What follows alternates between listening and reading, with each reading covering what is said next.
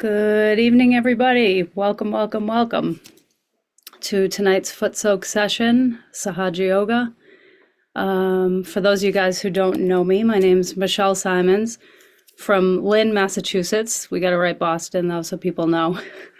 But I'm in a city about just under 10 miles north of Boston. And I've been doing Sahaja Yoga for January was my 10-year anniversary. So I'm going to share. I have no idea what I'm going to share, actually. I usually try and, Sahaja, as we know, means spontaneous. So whenever I do these things, I really like to just see what kind of comes to my brain. So what I'm going to share with you guys is what just came to my brain. And that's, Sahaja Yoga is quite amazing. And like I said, I found it about 10 years ago.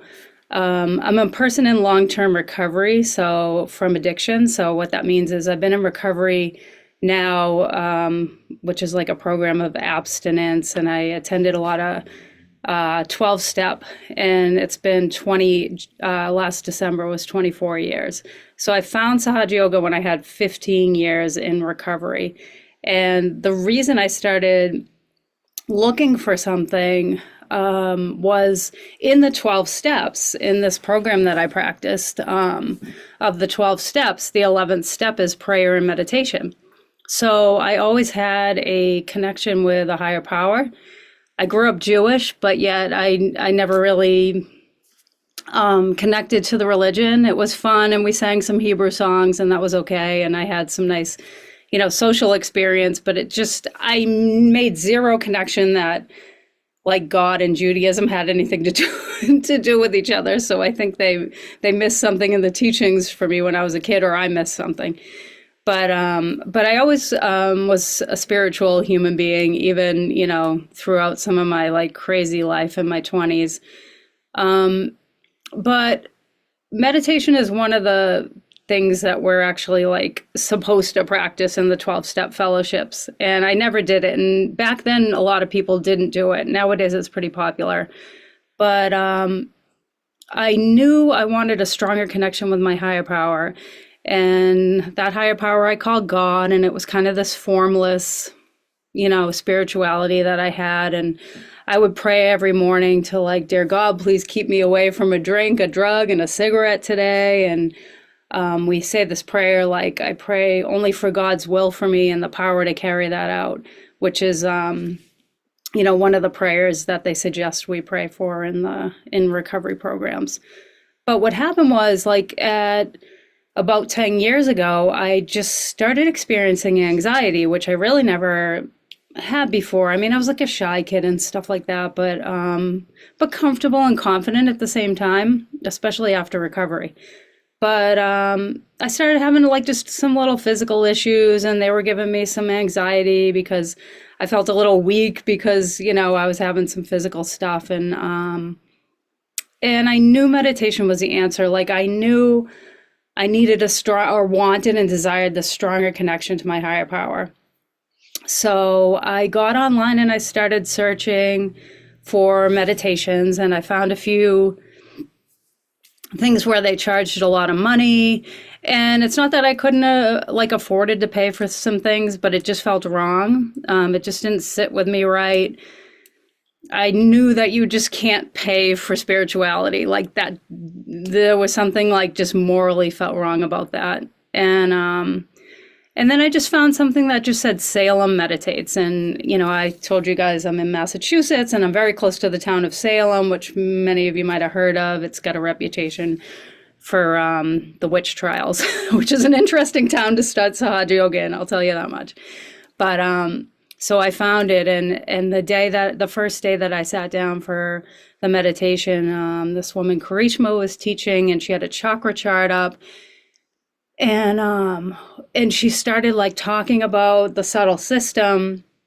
And she talked a little bit about like, Sahaja Yoga sort of like imbibing the essence of all the religions. And like what she was saying, just like I knew instinctively, but I never had the words for. And she was articulating everything that I like probably said to people in random conversations about spirituality, but never like, I was like, this is what I think is, why this incarnation came and this happened and that happened. And I used to say things like that in day to day life. And probably my friends were like, whoa, Michelle, you're out there. And then I sat in this Sahaja Yoga meditation and heard it. And I was just like psyched because I just really felt like, oh my God, this is my place. And I get a little emotional because it was just like, it was just so cool to like have everything that you felt inside and that you sort of been looking for just be like, boom. Like one day I sit down and I'm like, oh my God, where has this been?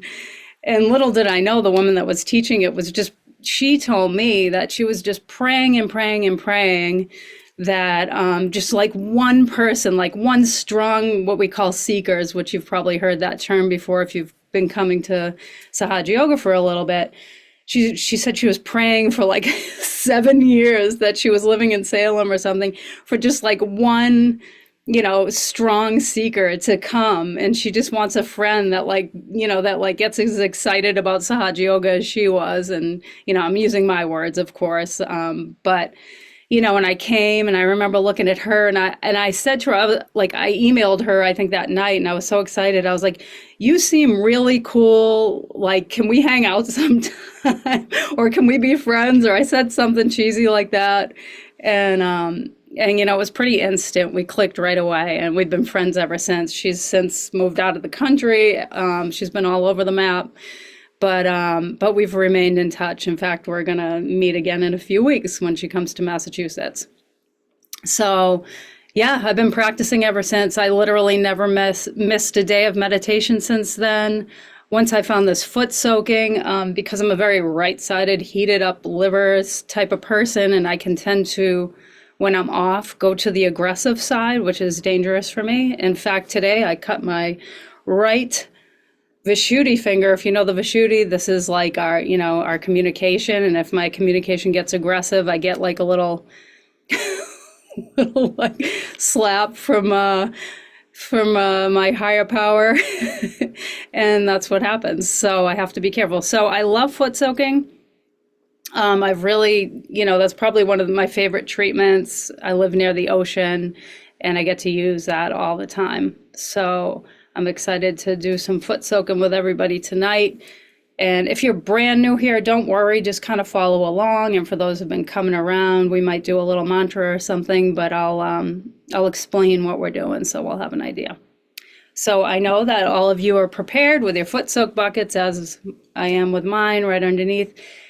And what I was shown to do early on is just hold my hands over the foot soak water and just give it a bandhan, which is this sort of like clockwise circle over it. And what I ask is, there is a mantra too, but what I ask is, Shri Mataji, please bring the qualities of the ocean to my foot soak water. Please bring the qualities of the ocean. So you're making your little like ocean at home if you don't live near the sea or it's too cold to get in it. And then with our hands over it, let's see if we can feel the coolness or feel the vibrations come off our foot soak. And there's a beautiful mantra too that I love called Sumadra Devata. So I'm going to say that mantra. If you know it, feel free to say it with me. Shri Sumadra Devata, which is we're saying like the goddess of the ocean. Om Twameva Sakshat Shri Sumadra Devata Sakshat Shri Adi Shakti Mataji Shri Nirmala Devi Namo Namaha. So let's all start. We can raise our Kundalini and put ourselves in a bandhan, and then we'll put our feet in the foot soak. And it doesn't matter what order you do it in. It's, be your own guru.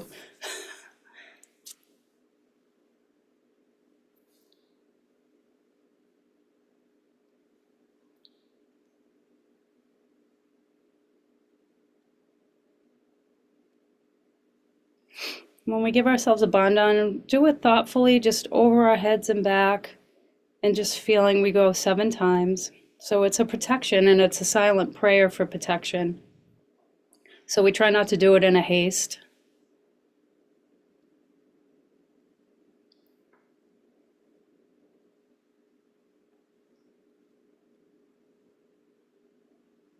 And let's put our feet in the water.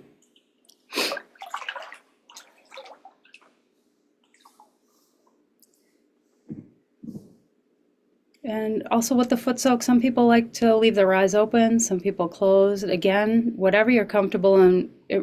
The beauty of Sahaja Yoga is that we become our own guru. So we realize some days I need to keep my eyes open because when I close them, it doesn't feel right. And some days when I'm in my Footsoak, I just want to close my eyes and, not even say any mantras or anything. So let's just sit for a minute.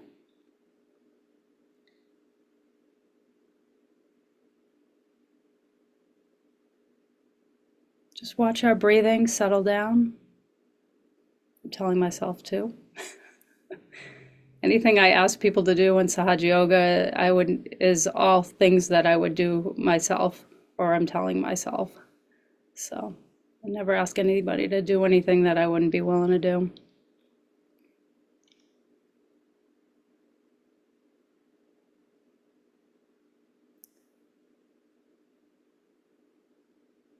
So what we'll do tonight is we'll put some attention on the Muladhara chakra. So we're going to put attention on the left, right, and center Muladhara. And I'll talk about the qualities a little bit as we do that. So we'll start by taking our right hand and let's just point it right down towards the Footsoak. You can't really see my lap, but my left hand's open in my lap here. And we're going to put attention on the left pedal. So that's a pedal.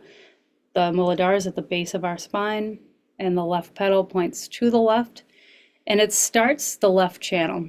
So it's a really important piece of the Muladhara chakra because the left channel, as we know, is this quality of pure desire. When the left channel is clean, we have this quality of pure desire, which is the desire for the yoga, to be one with the divine. I say it so casually, but it's pretty serious, right? So when we put our attention here, we say Shri Nirmal Ganesha, because Nirmal is like the purest. So let's say the mantra for Shri Nirmal Ganesha. If you know it, sing along. If not, just putting attention on the pedal on the left and just feeling the vibration of the mantra. Om Twameva Sakshat Shri Nirmal Ganesha Sakshat Shri Adi Shakti Mataji Shri Nirmala Devi Namo Namaha. And then we're going to silently just meditate for a few moments on the left pedal of the Muladhara.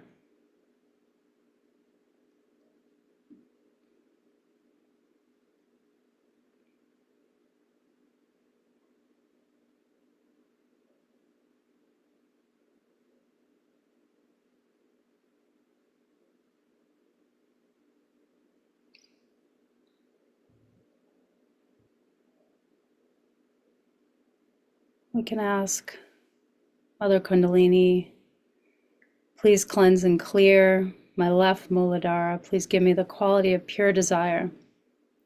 When this left Muladhara is clear, it actually helps also our left navi, the left side of our stomach, and the whole left channel it supports. So just simply putting attention on this left Muladhara can cleanse a whole bunch of a whole bunch of different chakras. They call Shri Ganesha like the gatekeeper of all the centers, like the innocence is such an important quality. If we can start our foundation of innocence, then, everything else starts to fall into place. Because with innocence, we have no expectations. I'm telling myself this. So, when we go into situations without expectations, guess what? We're not going to get angry. We're not going to get frustrated. We're just going to kind of roll with it. Yeah, it's good.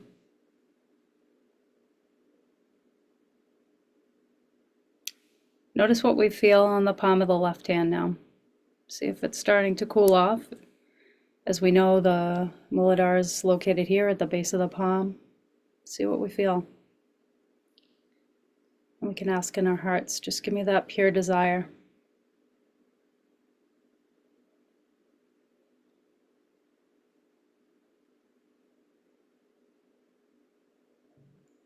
Watch our breathing.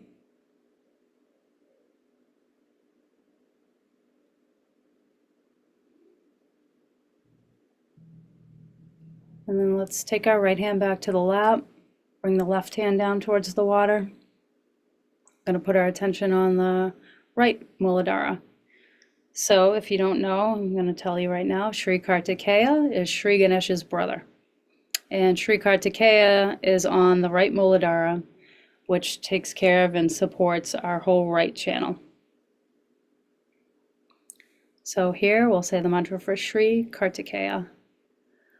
Om Twameva Sakshat Shri Kartikeya Sakshat Shri Adishakti Mataji Shri Nirmala Devi Namo Namaha. Now, if you're a right-sided person, meaning like you tend to go a little more like futuristic, a little more on the aggressive side, the over chatty side, you get kind of speeded up maybe and go a little too fast. Working on the right Muladhara is very helpful. And it also takes away that aggression and the impatience and that frustration that sometimes we feel inside. And that can be a painful thing because if we act out on it, then we feel guilty and then we go to the left and we feel sad, right? So we can ask Sri Kartikeya to please take out all that negativity from our right side. Sri Kartikeya, please remove all the impatience, all the imbalances, all the disturbances from our right channel. Please cleanse our right Muladhara.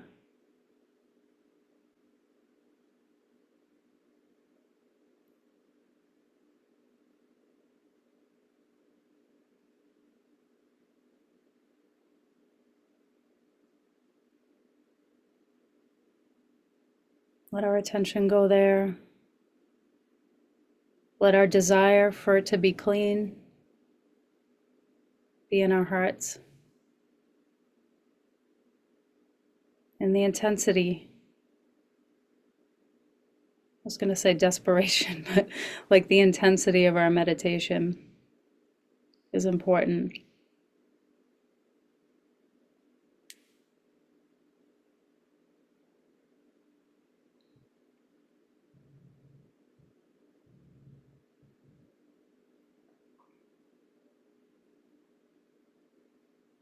Now we're going to bring our left hand back to our lap. Let's put attention on central Muladhara, and we're going to bring our attention all the way up to Sahasrara. So from Muladhara to Sahasrara.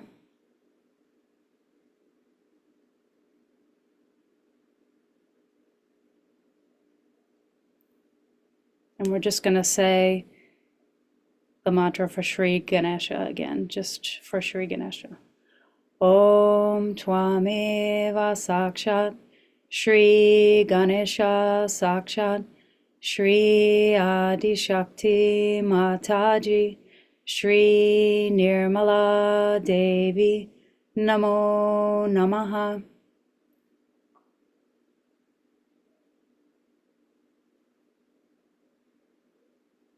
Ask our Mother, please make me innocent. Please grant me the quality of innocence, wisdom, chastity, self-respect, integrity. Please imbibe all these qualities in our Muladhara chakra. When we carry ourselves with these qualities, we become emotionally balanced. Physically, we become better, healthier, and mentally. So it covers all the aspects of who we are just by having that gravity, that strong Muladhara.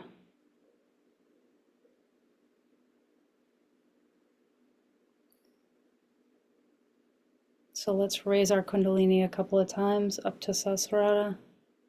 See if we're feeling cool, cooler.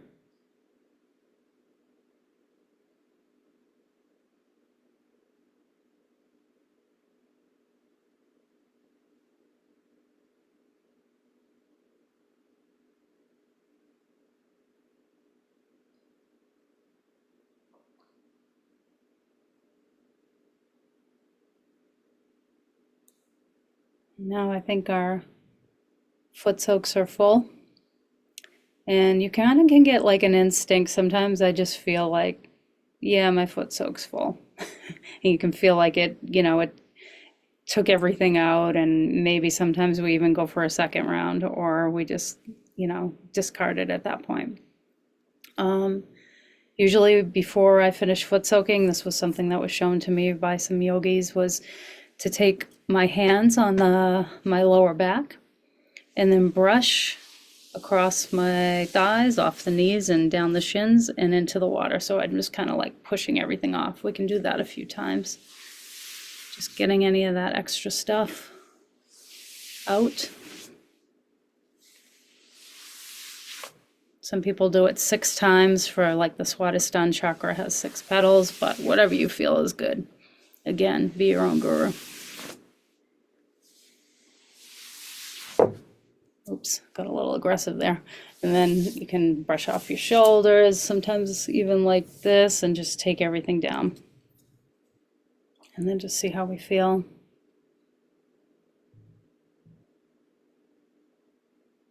Okay, so let's rinse our feet. We can put our foot soaks to the side, and then we'll continue on with a little meditation.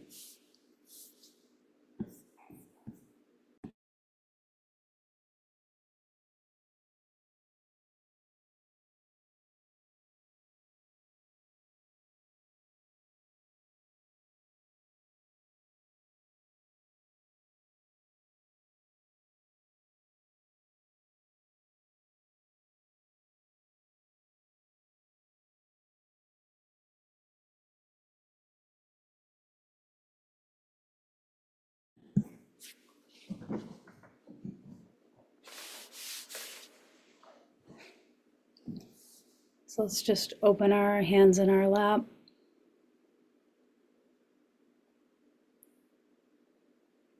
And now we'll close our eyes.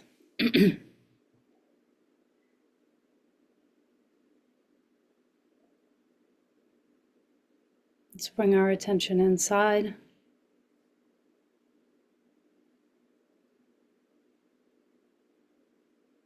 And we're going to ask ourselves here, where is my attention? And then just sit with that question for a moment. So I'm going to ask myself, you guys are going to ask yourselves, where is my attention? And let's just sit for a few moments.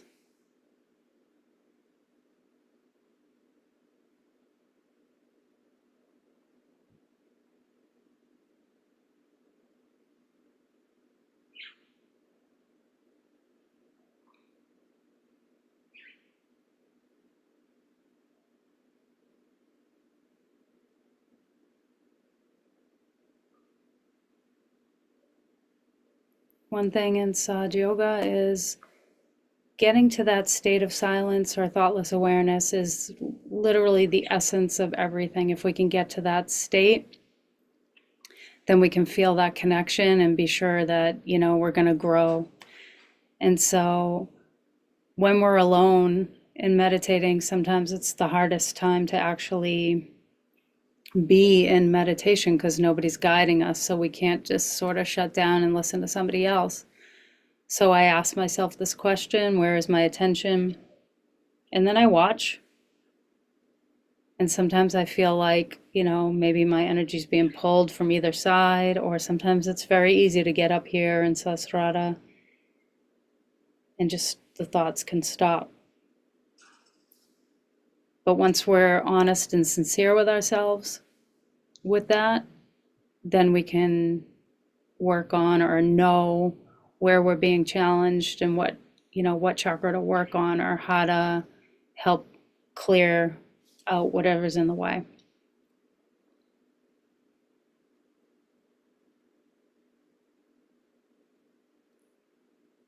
So let's just place our hand on our heart.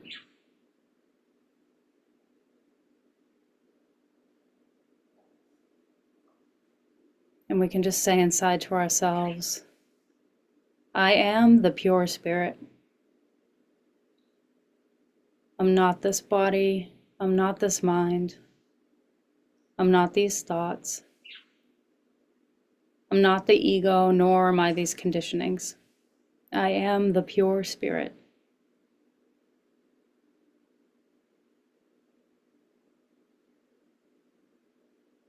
Spirit is literally the essence of who we are. If we can connect to that, we can avoid getting caught up with any kind of nonsense during the day. In fact, at some point today, I was in a training and I got really, really heavy and really, really tired. And I remembered a talk of Sharmataji's where she was in the mall with some Sahaja yogis and they all got exhausted and she kept moving on with full energy. And they were like, how come you don't get tired? And she's like, your attention's, not on your spirit. So today, while that was happening, I put my attention on my spirit and I could feel my energy coming back up. And that heaviness and that feeling like I was going to fall asleep on my desk went away. So we can just say again, I am the pure spirit. I'm not this body, I'm not this mind, I'm not these thoughts. I'm not the ego, nor am I these conditionings. Take a few deep breaths. And feel it. Feel the essence of who are you? Who am I? I am the pure spirit.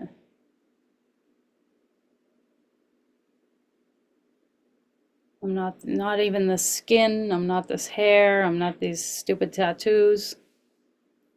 I am the pure spirit. I'm not this body. I'm not this mind.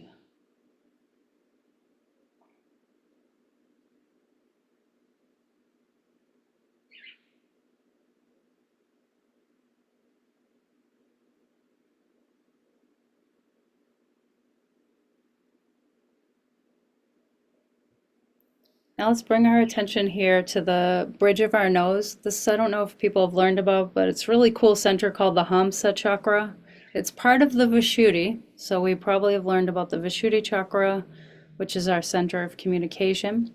But let's bring our attention here to the Hamsa. It's really an important center that gets neglected. So we're just going to take the two fingers, don't pinch hard, just very gently right here, and put our attention on this.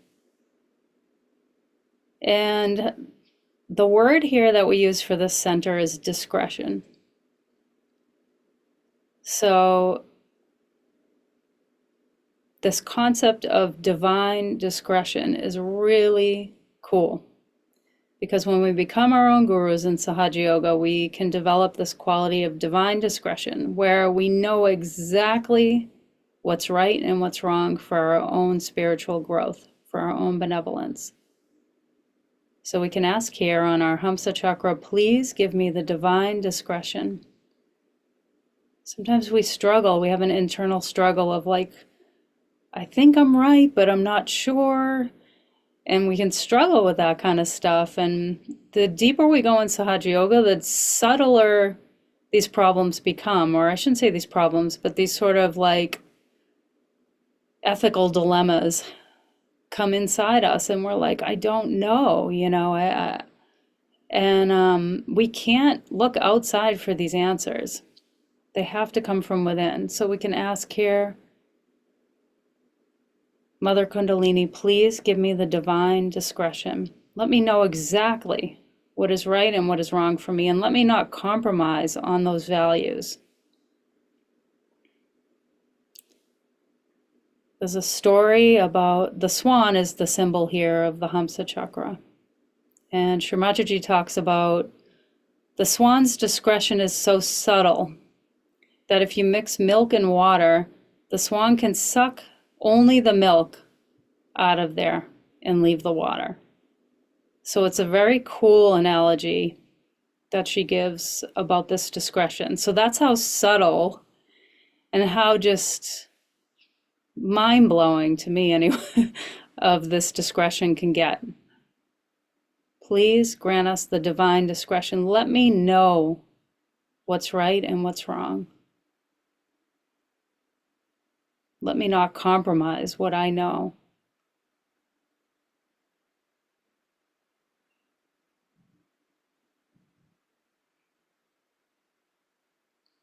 Now we can take our right hand and place across the forehead. Because the next step here is forgiveness. So we're going to say here, please help me forgive everybody, including myself. Please help me forgive everything, everybody, including myself.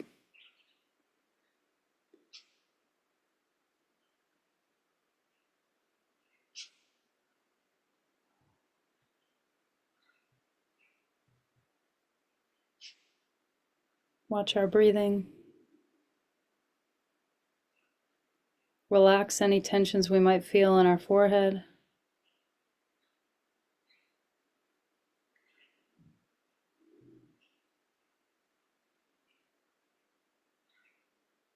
Relax any shoulder tension we might be feeling. We don't have to think of the things we're mad about. We just ask for the quality of forgiveness. That's it. And that's the surrender. Please give me the quality of forgiveness. And then lastly, we'll take our hand on Sahasrara. Tension up here. Let's massage our Sahasrara. And we're going to ask here, please establish my self-realization. Let's move the scalp in that clockwise circle. Please establish fully my self-realization.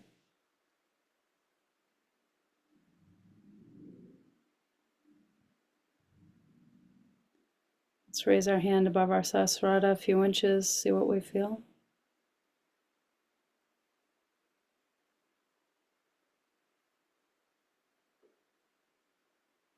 And then let's just sit silently for the next minute or two.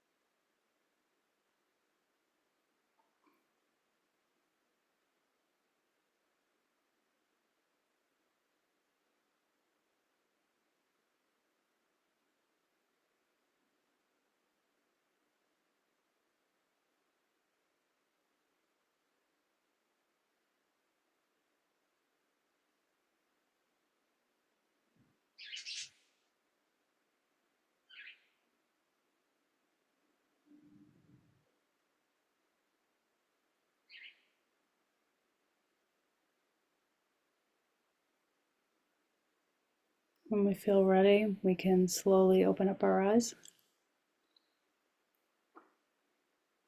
Let's ask ourselves in those last 2 minutes, where was my attention? Did it work? Did I get silent? And if we don't condemn ourselves, we just do it again.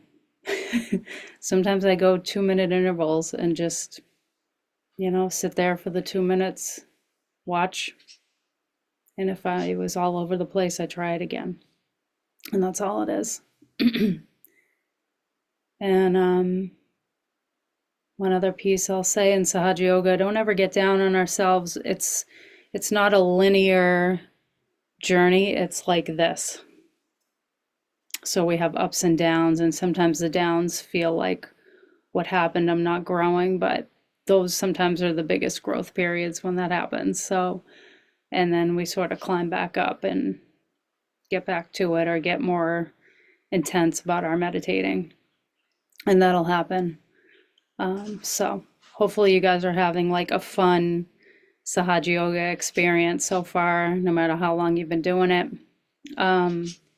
It's never boring. Your life will never be boring again. I'll give you that. So let's all raise our Kundalini. We'll take a bandhan, and then feel free to continue on meditating. They'll play some music after we do that.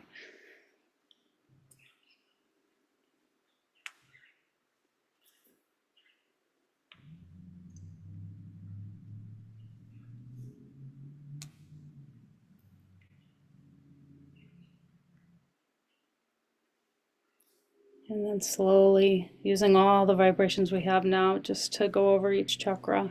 7. So we go 7 times.